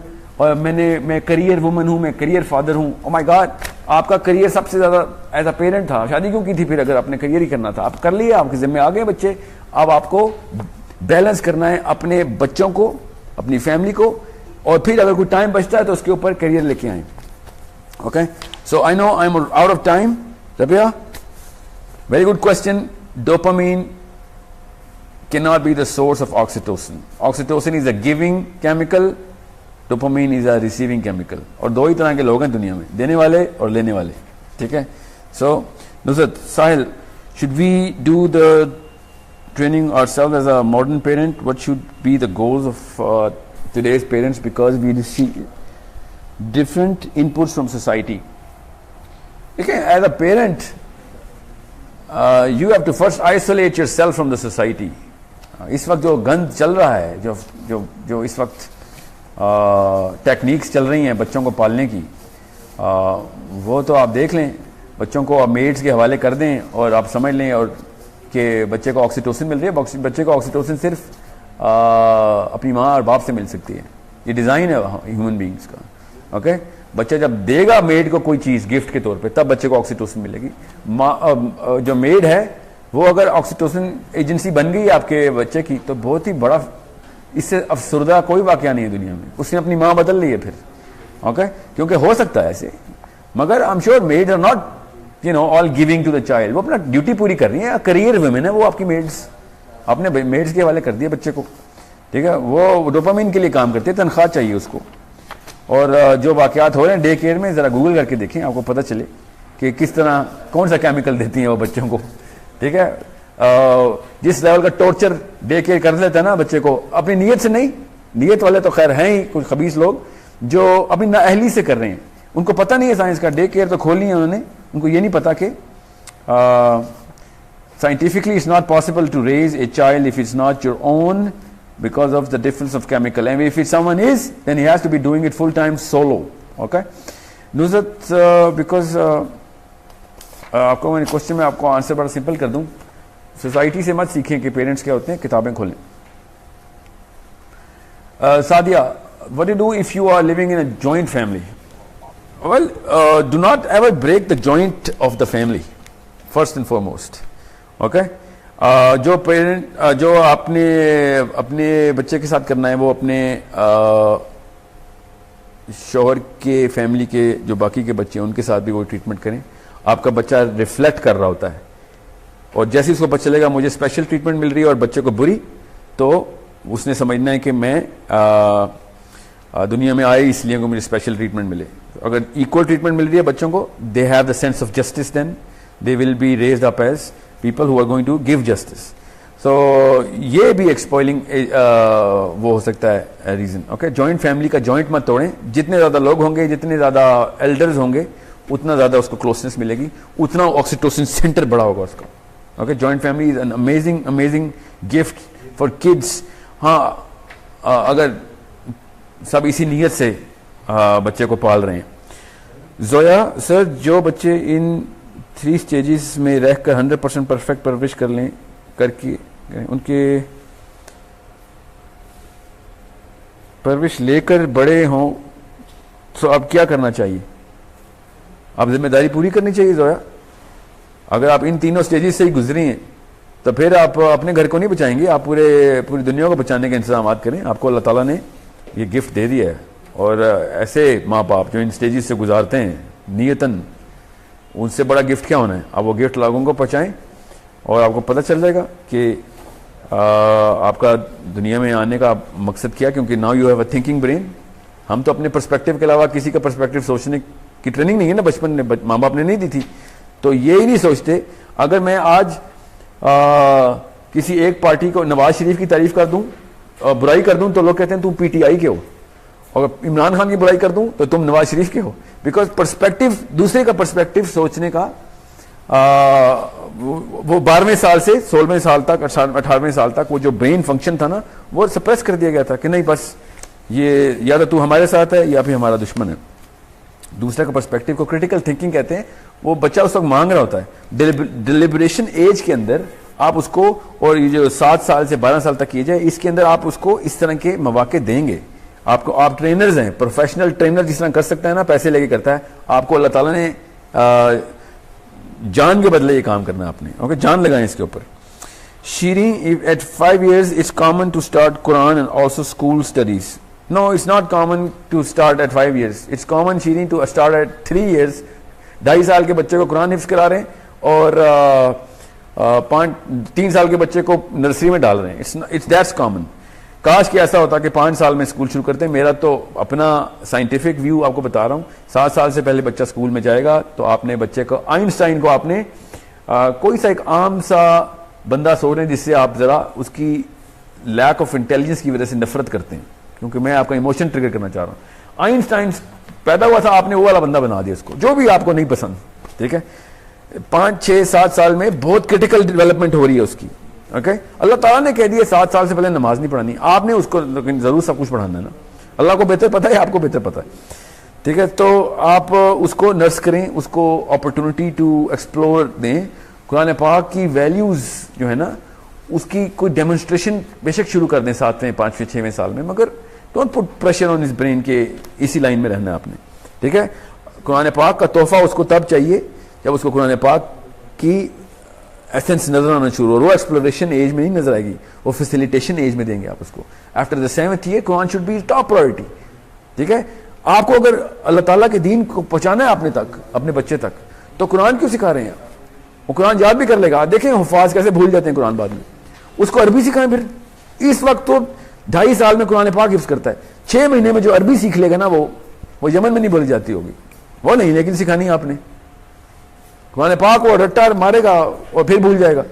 एक दफा उसको आपने अरबी सिखा दी ना, फिर आप देखें आप कहां से कहां पहुंचाता है बच्चा आपको। फिर अब्दुल्ला बिन मसूद बड़ा होगा आपके घर में। अभी खाली अब्दुल्ला और खाली मसूद बड़े होते हैं जी। उम्मेमन, what to do in the age of is in the case of single parent, how can she work and nurse? She has, सबसे जरूरी सवाल है। अल्लाह ताला का करम है कि इतना अमूमी केस नहीं है ये कि पाकिस्तान में या दुनिया में ज़्यादातर जो इंस्टीट्यूट फैमिली का जो सिंगल यूनिट है माशरे का, वो सिंगल पेरेंट के ऊपर है। आजकल हमने कर दिया है, वर्किंग फादर घर ही नहीं आता, सुबह जाता है रात को 12 बजे आता है, बच्चे सोए हुए होते हैं। वर्किंग मदर है, दोनों माँ बाप में मौजूद हैं, तब की बात बता रहा हूँ। तो वो सिंगल पेरेंट ही हैं या मेड्स पाल रही हैं आजकल बच्चों को। इन केस के अगर एक माँ है और माँ जो है वो उसकी तलाक हो गई है, शोहर फौत हो गया है, उसने बच्चे पालने हैं, तो अल्लाह ताला उसको आसानी अता करे। ये बहुत ही बड़ा दर्जा उसका। उसको चाहिए कि अपने ना करियर पर्सपेक्टिव को श्रिंक कर ले अभी, और सिर्फ इतना करियर के ऊपर फोकस करें कि जितना वो वक्त बच्चे से नहीं छीन रही। ठीक है, क्योंकि उसका इस वक्त जिम्मा है, बटा हुआ है। सो just right now, yes, please, you can play this video anywhere. I will be honored if you guys are spreading this message across. This mic was never working, right? Shaheen Ahmed Saab, I'm assuming it's Dr. Shaheen, but please आप ये video को play कीजिए, बल्कि बार बार play कीजिए और खुद भी बनाएं और आगे पहुंचाएं। वापस आता हूं मैं। इवन आपका क्वेश्चन था सिंगल मदर या single father. If they doing things right, they will have a tougher time. They have a tougher time मुश्किल काम करेंगे, वो मुश्किल है उनके ऊपर, बड़ी मुश्किल है, मगर फिर कॉम्प्रोमाइज़ तो नहीं है इसमें। आप बच्चे को नहीं कॉम्प्रोमाइज़ कर सकते, कोई और नौकरी शुरू कर दें जिसमें कम वक्त लग रहा है, इस प्रायोरिटी बच्चा है आपकी, जो मर्जी हो जाए। बच्चे को मेड्स के हवाले मत कीजिएगा, मेड्स और उनका काम भी नहीं है, और अगर कर भी रहेंगे तो वो सही ऐसे तरीके से नहीं कर सकते। अल्लाह ताला ने डिज़ाइन में आपके डाल दिया है, आपका केमिकल मेकअप चेंज हो चुका है एज अ मदर। जैसे ही आप माँ बनती हैं आपके ऑक्सीटोसिन सेंटर्स एनहेंस हो चुके होते हैं। योर डेली डोज, बच्चे को देख के माँ की जो खुशी आती है ना, वो क्यों आती है? उसका डिज़ाइन चेंज हो गया, किसी और के बच्चे को देख के तो नहीं आती, ठीक है। सो बाप के साथ भी ऐसे ही होता है। सो मेड को भी वही खुशी आ रही है जो आपको अपने मोहल्ले के बच्चे देख के आती है। आपके मोहल्ले का बच्चा और आपका बच्चा किसी मुसीबत में गिरने वाले होंगे ना, तो आप अपने बच्चे को बचाएंगे ना, फर्स्ट रिफ्लेक्स है, क्योंकि आपका डिज़ाइन बन गया। आपकी मेड दोनों के बच्चे को नहीं बचाएगी, ठीक है। तो यही है, आप जितने मर्जी पैसे दे दें उसको, शीज, और ऊपर से मेड को भी ट्रेन करें ना आप, इन 3 स्टेजेस के ऊपर मेड की भी ट्रेनिंग करें, तो फिर देखते हैं, फिर ठीक है, फिर कर लें आप। अगर आपकी काम वाली ये नर्सिंग भी करती है, फैसिलिटेशन भी करती है और डिलिब्रेशन भी करती है, तो फिर मेड ही पाले, आप ना पालें, ठीक है। Fasiya, I personally feel that teaching is the job of a mother which she hands over to teachers. Fasiya, amazing perspective. बच्चे का फुल टाइम ट्रेनर जो है ना वो उसकी माँ है, और पार्ट टाइम ट्रेनर जो है ना वो उसकी उस्तानी और उस्ताद है। आप खुद देख लें, बच्चा अगर फेल हो रहा है ना तो फिर वो फुल टाइम ट्रेनर को पहले पकड़ें, और अगर वो पास हो रहा है तो फुल टाइम ट्रेनर की वो है जीत है, ठीक है। मगर किस चीज़ में फेल और पास हो रहा है, ये प्रायोरिटी आपकी होनी चाहिए, ठीक है। और Rabia Hasan, what did you find सुकून इन, ओके, रबिया कह रही हैं कि किसी को सुकून और मज़े में फ़र्क ना पता और वो समझते हो कि मज़ा आने को ही सुकून कहते, तो फिर वो उसके फ़लसफ़े में मसला है, उसको तौबा करनी चाहिए कि सुकून को मज़ा समझ रहा हो। अगर उसकी देखें, मज़े की सिंपल है ना, क्योंकि साइंस है इसके पीछे। डोपामीन की हाफ लाइफ और विड्रॉल जो है ना वो 4 से 6 मिनट है, ख़ास मिकदार की बात बता रहा हूँ यूनिट में। ऑक्सीटोसिन की जो हाफ लाइफ और जो विड्रॉल है वो if it is in good supply, तो ऑक्सीटोसिन अपने आप को रिवर्स फीडबैक में करती है, रिवर्स फीडबैक में। उसका मतलब यह है कि ऑक्सीटोसिन का एक इंजेक्शन जो दिमाग अपने जिस्म को देता है वो खुद ही दूसरा इंजेक्शन ट्रिगर करवाता है। डोपामिन ऐसे नहीं करता। डोपामिन सेंटर ड्राई हो सकते हैं, ऑक्सीटोसिन सेंटर ड्राई नहीं होता अगर एक दफ़ा आपने बाय डिज़ाइन खोल दिया हुआ है। सो इसीलिए सुकून जिसको होता है वो सुकून में रहता है, और जिसको मज़ा आता है वो फिर ड्रॉप होता है उसका मज़े का साइकिल, फिर वो नई दवाई, फिर नई अचीवमेंट, फिर नई अचीवमेंट, और फिर इसीलिए तो पैसे की हिरस सुकून नहीं देती। जितना मर्जी पैसा आ जाए फिर आपने एक और पैसा बनाना है, ठीक है। और जिनको सुकून हो उनको पैसों की ज़रूरत ही नहीं होती, ठीक है। उमरा को भी सुकून मिल जाए और गुरबा को भी सुकून मिल जाए तो उनको फिर पैसे की ज़रूरत नहीं पड़ती फिर, ठीक है। वो मज़े को नहीं के पीछे भागते। और अयान, अस्सलाम वालेकुम सर। वालेकुम अस्सलाम Ayaan. What about tolerance in today's generation, how can we guide them and make them patient? Ayaan, awesome question. जब तक आप रिसीवर रहेंगे ना तो टॉलरेंस नहीं आएगी। So your dopamine centers they need to be suppressed, and your giving nature, giver जब भी हुए उनको सब्र भी साथ मिला है। जितने भी बुजुर्ग गुजरे हैं, जितने भी आपके शफीक मेहरबान असातिज़ा और माँ बाप हैं, बुजुर्गान हैं, उनके अंदर सब्र इसलिए क्योंकि वो आए, उनका एक पिक्चर में एंटर ही वो देने के लिए होते हैं। जब कोई लेने के लिए एंटर होना तो उसका सब्र का पैमाना भी कम ही होता है, बिकॉज यार इसको चाहिए होता है। जो देने वाले होते हैं उनको कुछ चाहिए नहीं होता, इसलिए वो हर वक्त सब्र का मुजाहरा करते हैं। So make sure if you are oxytocin agencies in the house, आपके बच्चे इतने तहम्मुल और सब्र में रहेंगे क्योंकि ये टोटल डिफरेंट पेप्टाइड्स हैं, टोटली डिफरेंट पेप्टाइड्स, प्रोटीन्स हैं ऑक्सीटोसिन की, डोपामिन की अलग हैं, ओके। ये 11 केमिकल्स हैं। मैं सिर्फ 2 पे इसलिए बात कर रहा हूँ, मैं फिजियोलॉजी नहीं सिखा रहा आपको, पेरेंटिंग सिखा रहा हूँ, ठीक है। सो मेक श्योर कि वो फिजिकल एफर्ट कर रहे हो आपके बच्चे, पेशेंस आ जाएगी।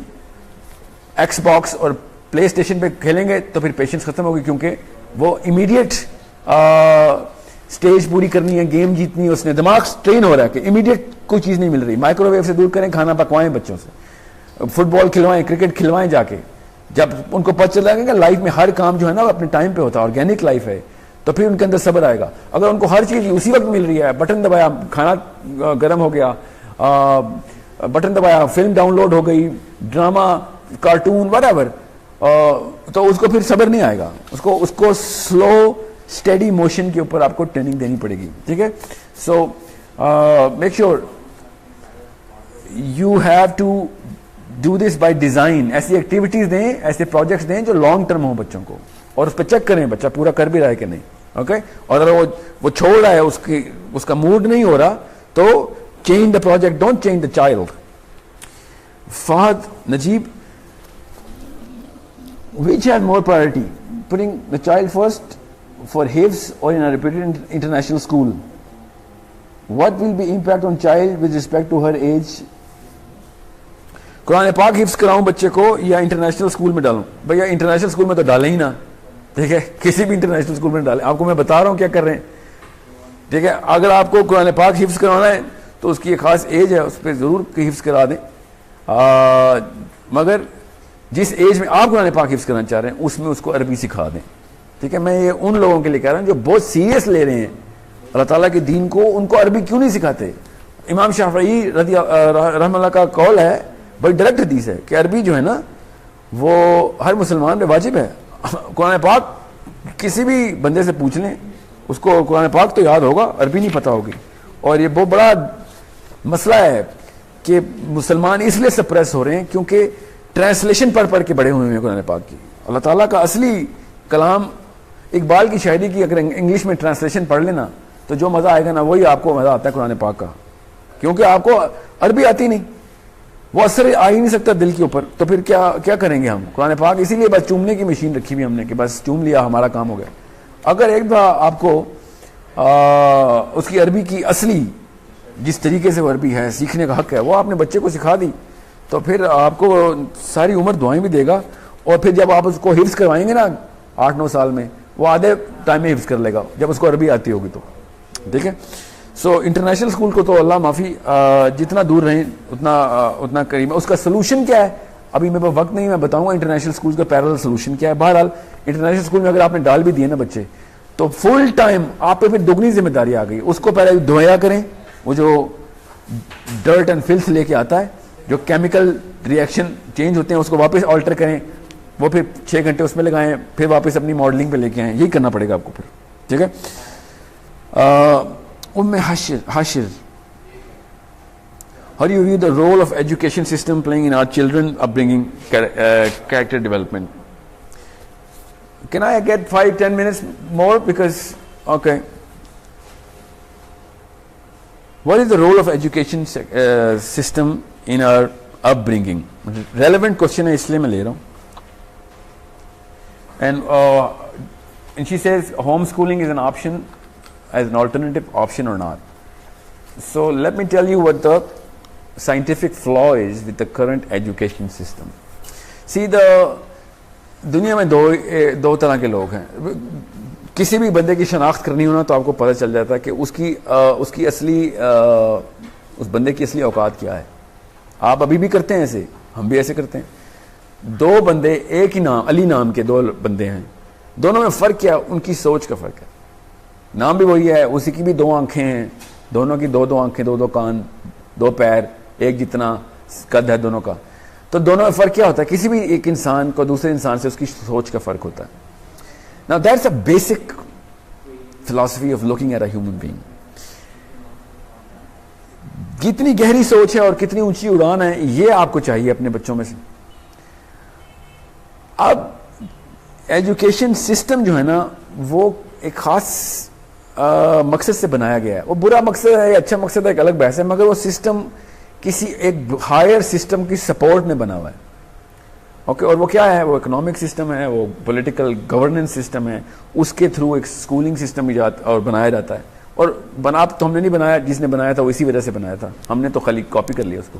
और वो क्या है कि हार्मनी और कन्फॉर्मिटी कायम रहे, माशरे में लोग हार्मोनाइज्ड और कन्फॉर्मिस्ट रहें, इसलिए स्कूल में एंटर होता है उस्तानी, मिस, मैडम, सर, क्लास खड़ी हो जाए, डू एज यू टोल्ड की फिलॉसफी के ऊपर है।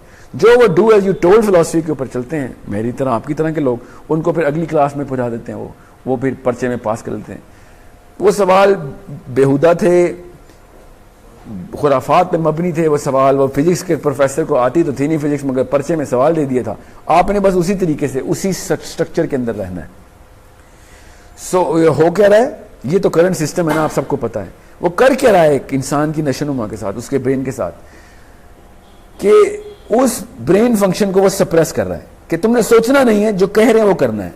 हर स्कूल का बेसिक नस्बुल ऐन यही है कि हम आपको बताएंगे कि क्या करना है। 11, 8, 9 सब्जेक्ट्स हैं, इसके अलावा दुनिया कुछ नहीं है, और जिस तरीके से हम आपको बताएंगे उस तरीके से ना किया तो हम आपको निकाल देंगे।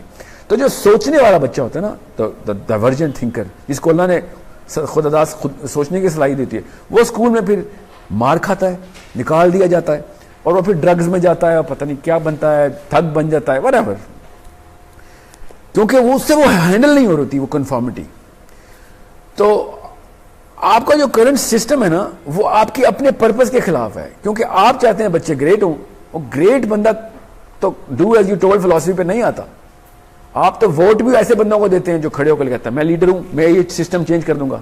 एक स्कूल का बच्चा कह के दिखाए मैं इस स्कूल का सिस्टम चेंज करूंगा, क्या होगा उस बच्चे के साथ? क्योंकि स्कूल का जो डिजाइन है ना, वो कन्फॉर्मिटी की बेस के ऊपर है। वो उसके पीछे एक फिलॉसफी है, मगर you have to understand that philosophy itself is against the very desire that you have from your own children.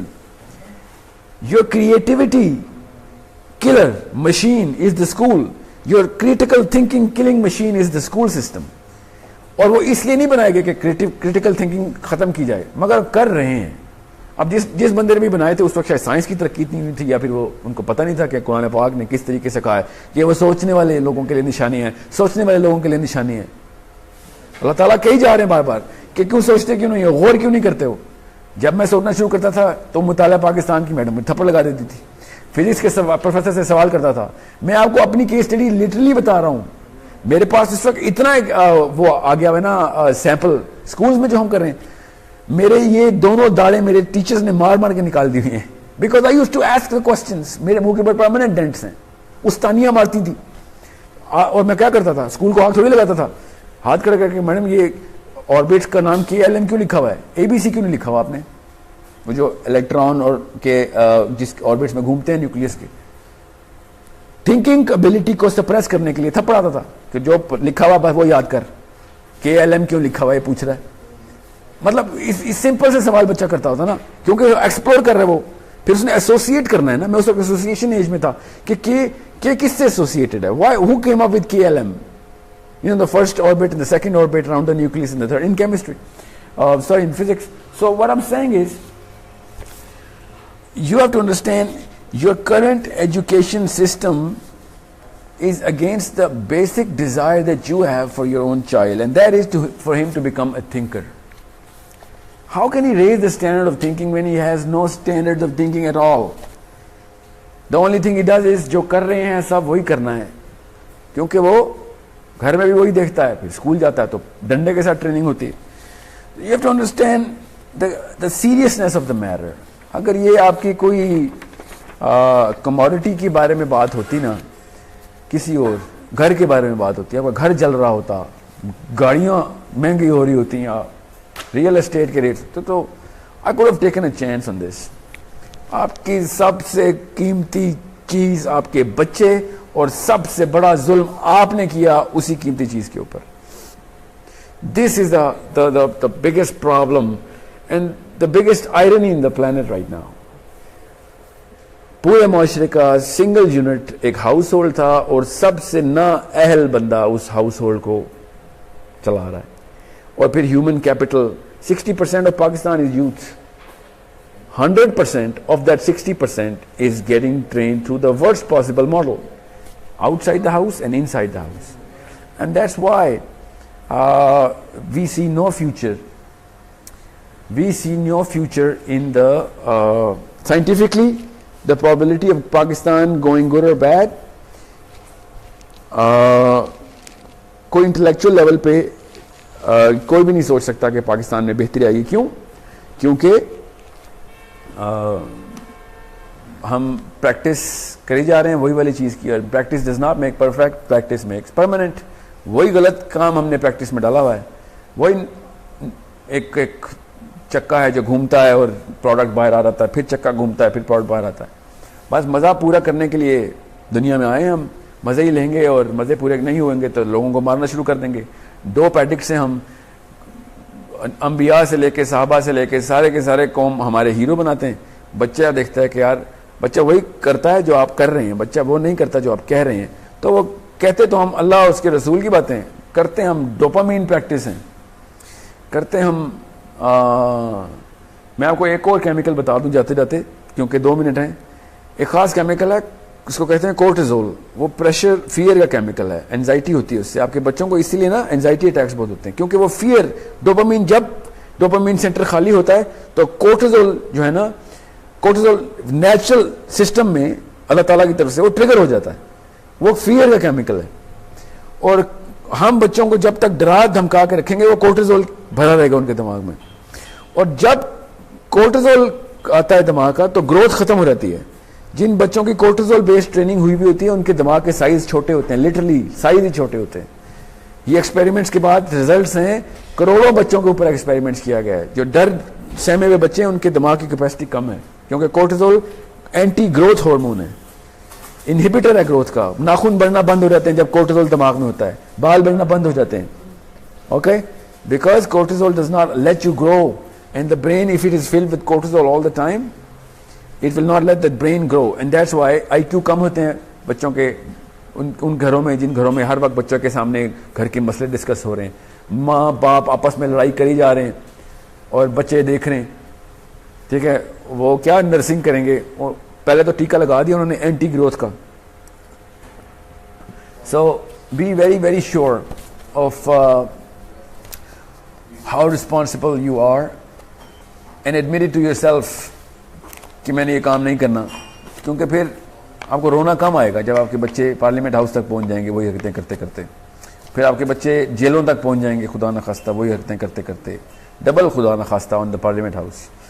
आपके बच्चे उसी तरह हैं, बच्चे हैं जो कि लोगों के इस वक्त कोट लखपत अडियाला जेल में, वो भी किसी के बच्चे ही थे, बस माँ बाप ने एक बस खुला छोड़ दिया। बस I'm going to wrap it up now by just saying something which I say every session. Nothing good ever happens to human beings automatically. You have to work for it. Nothing good will ever happen automatically. It has never happened automatically, ever. Okay? Be the most responsible person because you are in the most critical profession, which is parenting. Okay? We are going to take more questions on our inbox and our wall, and we're going to answer this in our next episode. We will have to continue this, of course, because question आए रहे और जिन लोगों के सवाल में answer नहीं कर सका, it was because of the time constraint. I inshallah will duly answer them on our page, and keep writing to us, keep criticizing us. मुझे बड़ी सख्ती से कहा गया था अंग्रेजी ना बोलूं, आप खुद बताएं डोपामीन की उर्दू क्या है, ऑक्सीटोसिन की उर्दू क्या है, मैं क्या बताऊं उनको। जहाँ पे आपको इसलिए मैं बता रहा हूँ, we are taking your feedback very seriously, we are trying to facilitate. हमारा पर्पज़ अपनी जय जयकार कराना नहीं है, हमारा पर्पज़ आप सबकी बेहतरी है, अपनी भी बेहतरी है। अपने अपने सर्कल्स में इन सेशंस को आगे कीजिए, और try and be more active in spreading this what's the word, this perspective, ताकि लोग स्टैंडर्ड ऑफ थॉट को ऊपर लेके जाएं। ठीक है, मेरा नाम साहिल अदीम है और मेरी कंपनी का नाम सोर्स कोड है। This session is brought to you by the effort of 7-8 people working around me all the time in Lahore, and then some people in Karachi and some in Islamabad. I'm very thankful to all of them for joining me in my purpose, making it worth every single second of this effort. Thank you so much. जारी रहेगा ये सिलसिला मुलाकात का, इस तरह की virtual मुलाकात का। अल्लाह हाफिज़।